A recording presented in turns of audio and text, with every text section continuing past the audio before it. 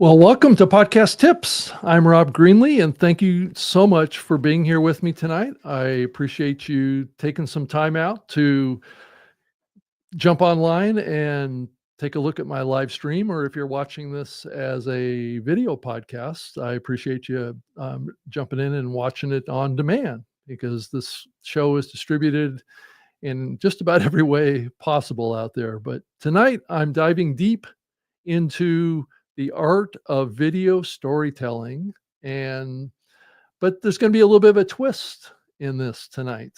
Not a huge twist, but as I think about my path on this, I really haven't focused on video storytelling too much, even though you could probably take away from what I'm doing here is I'm telling a story every episode, every Thursday night of sorts, but that's kind of not how I've been thinking about it. So this is kind of a new direction for me as I think about this show. And have I thought about it? I mean, I guess I have thought about it because I spent most of my career not doing video.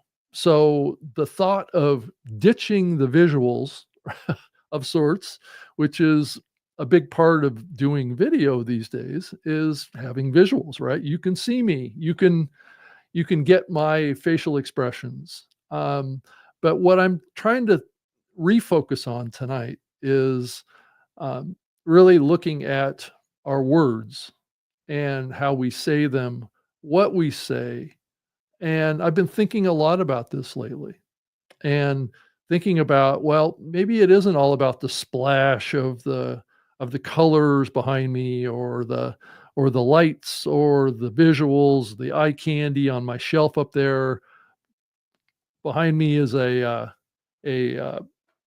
fireplace up there. So I guess you could kind of, it's not really burning, but you could kind of think that I got caught up in the whole visual thing too, right? But I do think that eye candy does have a little bit of a place here. But what I want to explore today or tonight, depending on when you're watching this, of going back to the basics.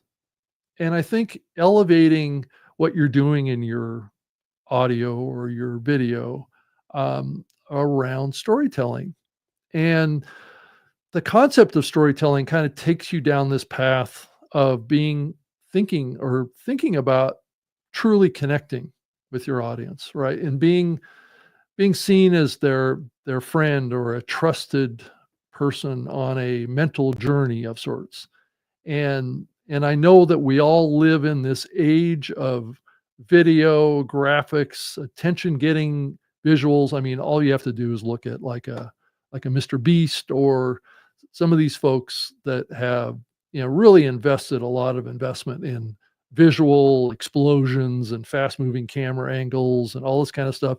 And I think a few months ago he was quoted as saying that, well, maybe that's not really the path that I should be going down. And I think this really gets back to kind of him growing up a little bit, and realizing that, not everybody that may have an interest in watching his videos are teenagers, right? Or young people that enjoy that explosions and fast moving cameras and all that type of sizzle that is in his shows. And maybe he needs to focus on better connecting with his audience on his words and not being yelling at the camera or doing crazy things and not really focusing on what the audience gets out of this, right?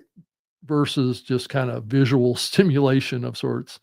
um, I think a lot of creators get caught up in that, and I think that, for the younger generation that's probably an appropriate thing. I'm not so sure it's appropriate for me because I'm in an older um, demo class that maybe doesn't value that explosions and fast moving cameras and things like that quite as much. But I do think that there's a balance here, and while great visuals can enhance your storytelling, sure, and I think that that's being done, every day on YouTube and on the video distribution platforms that are out there right now. I think visuals kind of fill a different kind of a role uh, especially around kind of like reels and vertical videos where not everybody has their sound turned on, right? So, I mean, as we think about each one of us and how we consume content on our mobile phones, uh, I think we oftentimes like to consume that content without the speaker turned on because maybe we're in a room with other people. We don't want to flood the environment around us with sound. So in some ways, your words are more important on the vertical videos because those are oftentimes displayed on the screen as like almost like a closed captioning type of an experience. And so I think words become very, very important in a lot of different ways. And I think as and I could really spend an hour just talking about this, how important our words are probably going to be in the future when we're even talking to our AI powered computers, right? It's going to do what we ask it to do. And that's typically going to be done with our voice. So our ability to communicate via text and via spoken word is going to be a very, very important skill that we all need to hone and define. Like how to maybe even speak a AI prompt. Now I'm really getting off the pathway of talking about creating content, but fundamentally, that really could be one of the core skills that you develop as a content creator is the ability to tell a story verbally, to tell your AI engine and what you want it to do. And it's probably helpful to tell a kind of a linear story with that. And that's what I'm trying to do better tonight myself is to get in a flow that's that's basically stripping me back to the fundamentals and a- and imagine myself talking to someone without a camera, right? But that's obviously not what I'm doing here, um, and without fancy graphics. Well, in some ways, that's kind of what I'm doing here. I do have some fancy kind of visuals and things like that, but I also think that there's a balance to be struck here, and I think people spending time listening is very important to you, and it's very important to me to be able to listen to you as well. That's why I love the the aspect of having a conversation here. And speaking of that, I have a comment here. It looks like Arena Freed Watts wrote me and made a couple of comments. One was spoken word, and is happy that I'm talking about that because I think it is a very important part of what I'm trying to do as a content creator now is get better at storytelling. And I think, you know, I've said this for years, but I'm not sure I fully understood what it meant when I said this. But I've also had this perspective that all of podcasting is really fundamentally based on our ability as content creators to tell a story, right? And so you've seen kind of a spectrum of that kind of fostered and developed in the content creator community, and oftentimes it's kind of segregated to the storytellers or the true crime people or the producers that produce a narrative storyline or an audio drama or something like that. And I think that there's important takeaways from that, like, removing the crutch of visuals. Now, if you came at this from an audio first perspective, that's really the only tool you have is sound, right? And your voice. And to be able to drive that to make a deeper connection with your audience, an emotional connection, a relationship level connection without the crutch of visuals. Now, if you can use visuals to facilitate that as well, which I think to some degree you can, um, driving this visual message as an additional layer to your audio message, and I do think a large amount of very talented video creators are skilled at doing that. But I think as a creator, and I'm thinking, like I've said here, thinking about this more, every sentence should be sharp, should have a clear idea behind it. And every word is intentional. Why I'm saying this. And even that sentence that I just said is very intentional to what I'm trying to tell you tonight is that every sentence needs to be sharp, crisp, needs to have a clear idea, and it needs to have an intention behind it, right? Why am I telling you this? Is because this is the type of communication that really connects with people and really helps you as a creator make all this worth your time. And I think words alone have the power to create vivid images in your audience's mind, which means that I need to create that image in my mind so I can clearly communicate it to you and to have you get a benefit from that and create an image in the audience's mind of what I'm trying to say. To also, if you can, and in some content, it's hard to, and some people either have a talent or not, is invoke emotion somehow. Whether it's emphasizing something or being really honest and transparent or just being really authentic and vulnerable are kind of the key takeaways from that. People can either like you or they can dislike you, or they can agree with you or they can disagree with you. All of those invoke an emotion. And I think that is a very powerful thing to keep in mind. Um, and so it's important to build kind of a narrative arc. And that's kind of what I've tried to do tonight with this episode is to tell a kind of a linear story that kind of it's almost like peeling back an onion, right? There's different layers to this topic that we all need to think about. And and and hopefully that stays that arc or that context of what you're trying to communicate with them really has a lasting impact, right? And and that stays with them long after your story ends, and that really reaches you at a deeper level, and your audience reaches them at a level of meaning that is important. And I think I've had this tendency to just kind of like rush through my content and then also just not be very focused on what that content is.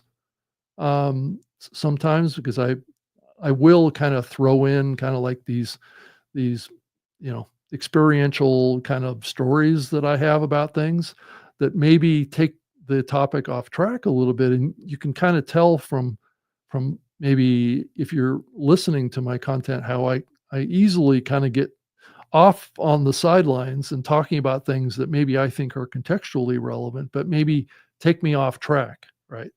So, just like what I've done right now, I've shared some vulnerabilities. Um, Storytelling isn't just about entertaining or or giving somebody a fictional story or educating them about something.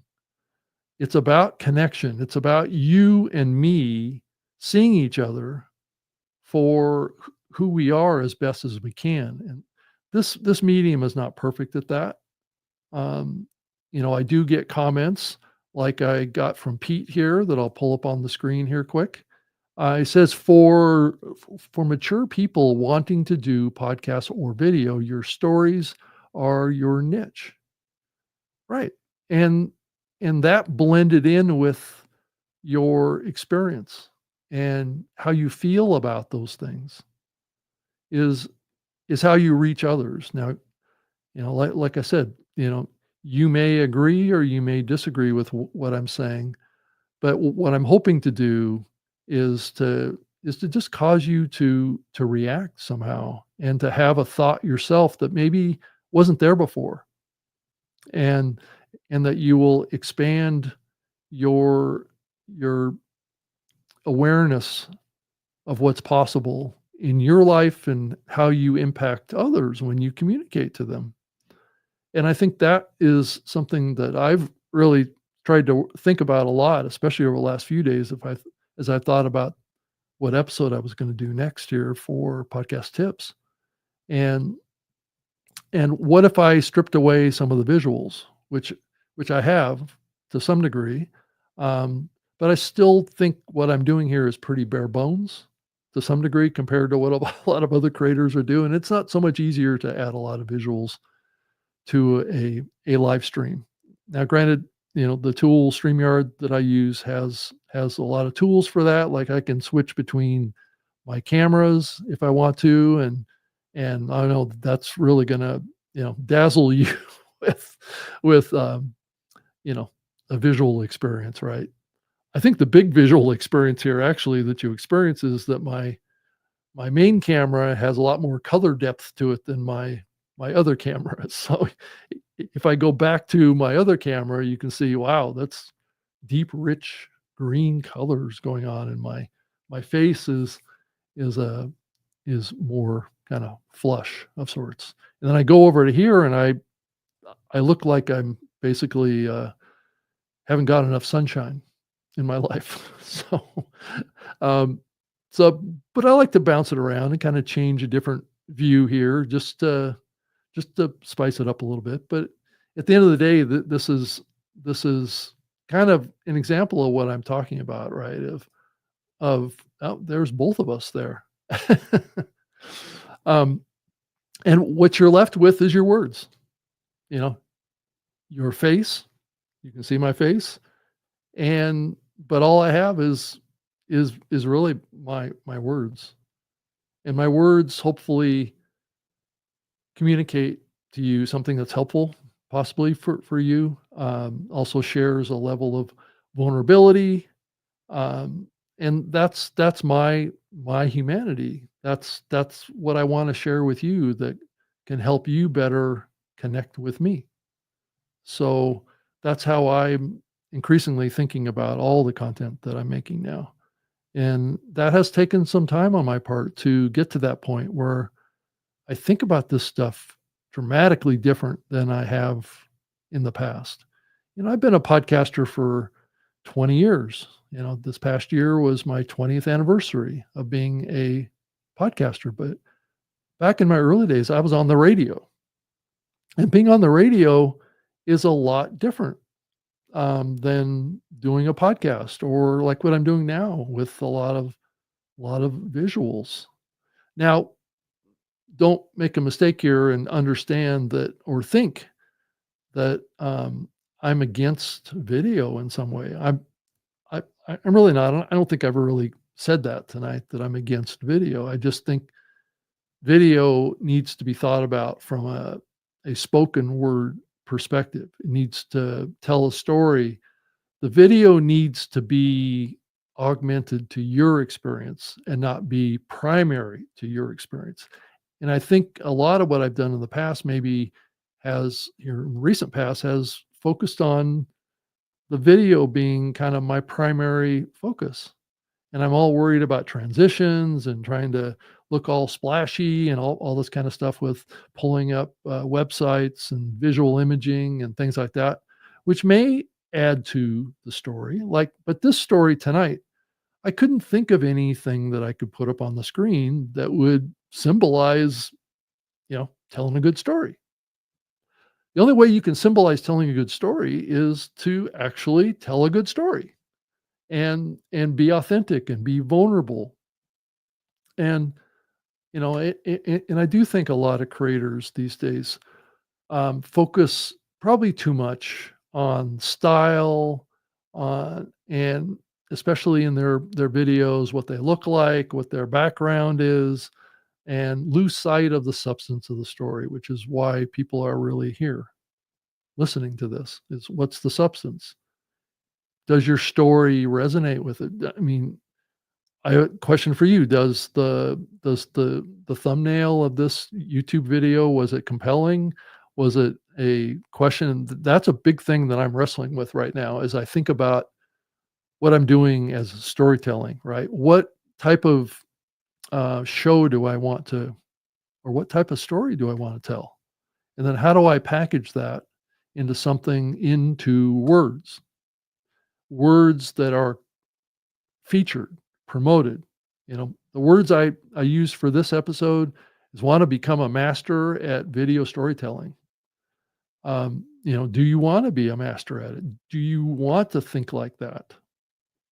And I think that is something each one of us have to decide for themselves. And it's maybe going to take a lot of practice. It's going to take a lot of interpretation of what we're doing and make it applicable. Um, because the truth of the matter is, if your story doesn't resonate with people, they don't connect with it, they they tune out.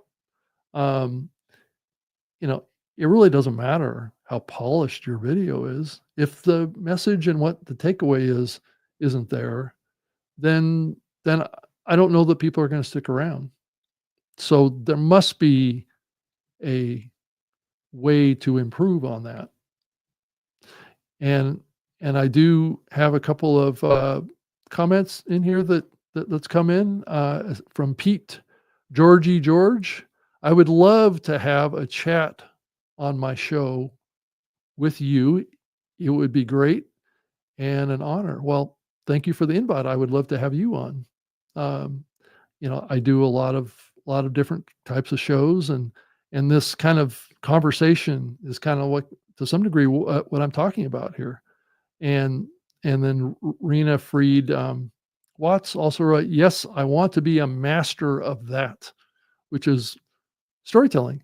And Rena, based on what I know about you, you are a master at storytelling. I know your background, and I know what you've worked on in the past. And you were you were in front of probably one of the most controversial storytellers of all time for part of your career. So I think it's an interesting perspective that you have, and really why you're here is because I think you do prioritize storytelling. And Reen also writes, it does take a lot of practice. Well, yeah, practice as doing, I think, is the key, because you need to get comfortable in your skin, and also how you prepare, mentally prepare, and maybe an outline. I do have an outline that I'm trying to follow because I did some preparation before the show that helps me, stay focused and stay on a story track, right?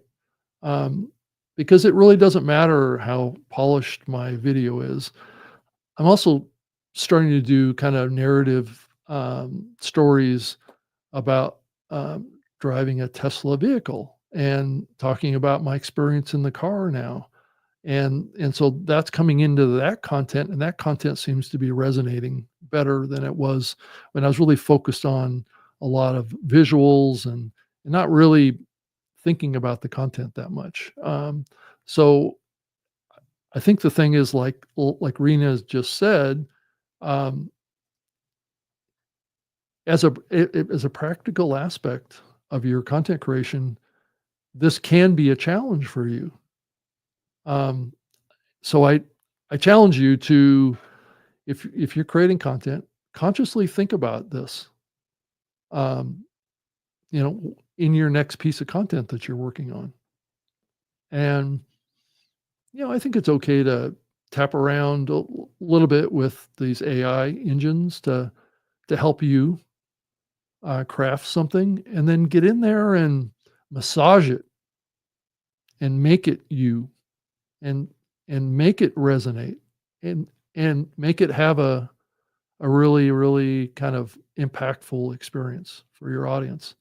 And it doesn't matter really. This conversation applies to podcasts. It applies to video. It even applies to social media.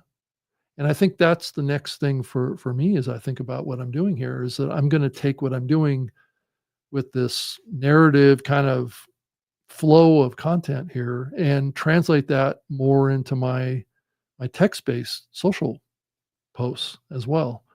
And that may help. because I do think that people want to connect with that. Um, and Rena writes here, that's awesome. And Georgie George or Pete Georgie George, that's kind of a tongue twister, Pete, um, writes here, it may take practice if you are talking about what you are passionate about. And then the storytelling becomes second nature, right? So you have to start, I guess, organizing your mind about how you tell the story. I I think oftentimes when something is you're an expert in something, is that I think sometimes you don't tell a good story about it because you're tapping into shortcuts. Because you're experienced at it and you're an expert at it and you're trying to save people time instead of really kind of laying it out and really having a flow that goes from here to here in a logical path. And that's what I'm trying to do tonight. And I appreciate, all of the comments here because you're flowing with my story, and I appreciate that. And that may be one thing that I was missing in the past, was I wasn't flowing with the story. So you as the audience could not really flow with me and make comments that rode along with this track because you can sense where I'm going and you can sense the theme that I'm on, and that is really an important takeaway from this. Um, and I think yes, you have watched the documentary, yes, and Rena writes also, really, where is that content? So not sure what you're asking about, Rena. And she also says, I want to try uh, an AI daddy reaction. Okay, well, your show format, you kind of bring on a guest that has a topic, whatever, and then your dad listens to the interview and gives a reaction. So what you could generate is that reaction via AI, right? And then have it in your dad's voice as a cloned voice or something like that, which I don't know how authentic that is. That's the big question about AI right now is how authentic is it and how believable is it? And is your audience going to connect with that content? It's going to be interesting to see what the future looks like when it comes to AI and authenticity and storytelling. I think AI can help with storytelling, um, but I think it has to be interpreted by a human in order for it to really um, hit the mark, and be compatible with who you are. But as you look to the future as a content creator yourself, try and focus on your words. Focus on how you're presenting yourself. Are you giving your audience a chance to breathe a little bit and to comprehend what you're saying? A good high level talk show host on the radio taught me a really good lesson on this. There's a lot of big radio talk show hosts that do like 3 4 hour blocks of shows every day. And you know what oftentimes is a common characteristic that I've seen with those folks, and is that they're able to use their words as a tool of sorts to drive different emotions and feelings in the audience based on their words. They say something with emphasis, and then they back off a little bit and they get soft again. And then they come at you, and it kind of, takes you back a little bit. So, see how you can push your storytelling to a higher level. Next time you create a podcast episode or do a video, bring some passion to it, bring a little excitement, bring a little bit of you know, pauses, but make them intentional pauses. Make them pauses that there's a reason why they're there. And that reason is it helps your audience really think about what you've said. If it's impactful, right? If it's not, an impactful thing, and I'd say probably half of the words that I'm using are not that impactful, but the ones that are, um, give your audience a chance to absorb it and take it in. So let's kind of jump to another kind of piece of what I'm talking about here and give a little recap on the main points of what I've covered here. Let's just to remind everybody of what I've covered here and get it, embedded in your brain around, going back to the basics. Think about your words, offering very basic video. And it's one of those things that I've felt this contradiction is that there are very successful YouTube episodes and channels out there that the creator doesn't care about any visuals. They just have a screen, right? And behind them is a blank wall, or there'll be a plant or something back there. Won't be any fancy colored lights like I have, but they have tens of thousands of people listening to them, and you have to ask yourself, well, why is that? Because then you go over to another program and, oftentimes they'll have fancy backgrounds like I have, and they'll have a lot of people listening. So I think at the end of the day, the message and the words and how they're crafted, how they're communicated, is actually overpowering what the visual experience is.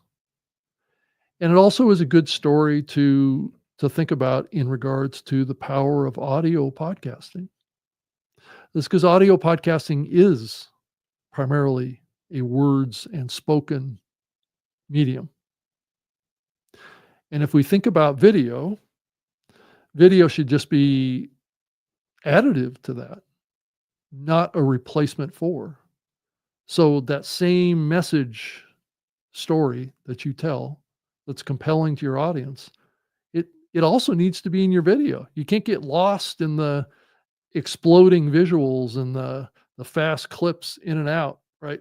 I see this all the time in videos where the AI will cut to a zoom in of the speaker, and that may add to the experience, right? So, if the camera quickly zooms in, right, right when I say something impactful, then that might grab your attention and create a reaction because it's almost like, I can do things here without even having to have a zoom. I can just get close to the camera, but I don't think it has the same impact. But so the next point is vulnerability and authenticity to connect, right? With your audience at a deeper level. And don't let style overshadow the substance of your story. So, but I think style, I think style with your voice, I think is the most important thing. Maybe not style with with the graphics, like the images up here and what's on my shelf back here is maybe construed to be a certain style, right? Eye candy of sorts. But is that eye candy kind of a distraction? Or should the focus of this be on me, my facial expressions, my layers of telling the story should matter the most? And I I think it does. And I think that this all challenges us, like I said, a few minutes ago, challenges us to refine our storytelling and to mostly rely on our words to say what's important.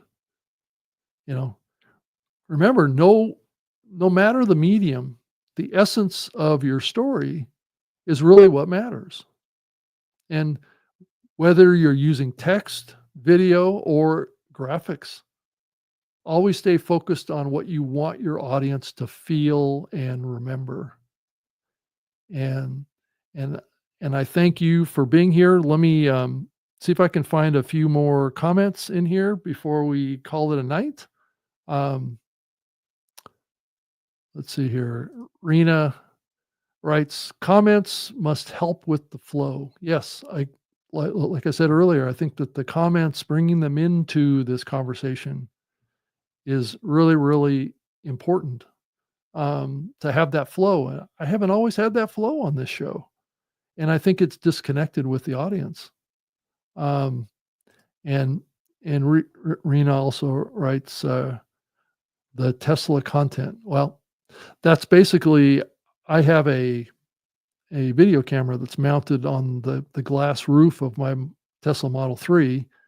That's a 4K camera that points out the main windshield and also looks at my big screen on my dashboard.